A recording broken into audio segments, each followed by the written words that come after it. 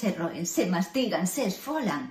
Son libros gordiños e de poucas páxinas. Libros con escasas palabras, pero importantes. 1, 2, 3, 4, peixe, sapo, carneiro, bé, mu, arriba e abaixo.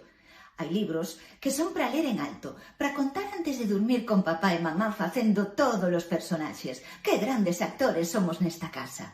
Hai libros cos que contar cousas tristes, como que lle pasa a avoa cando perde as palabras, ou de onde saiu o irmanciño novo.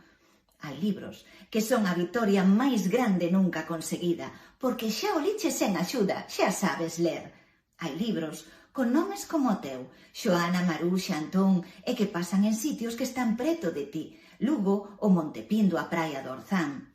Hai libros tristes e outros felices, rápidos e lentos, serios e divertidos. Hai nos de persoas que existiron e outros de personaxes inventados. Hai nos que son teatro, hai nos que cantaruxan porque son poesía.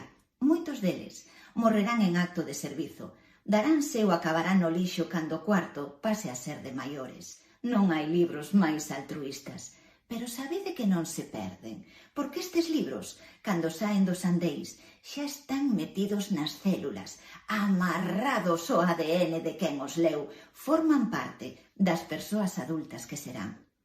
No Día do Libro Infantil e Xuvenil, Gálix reivindica que o 2 de abril sexa en Galicia o Día do Libro Infantil e Xuvenil en galego. É o recoñecemento á literatura e aos libros que afianzan a nosa cultura, que levan a lingua de noso a quen aínda está mamando. Que hai que queramos máis que os nosos nenos e nenas? Alimentémolos en galego.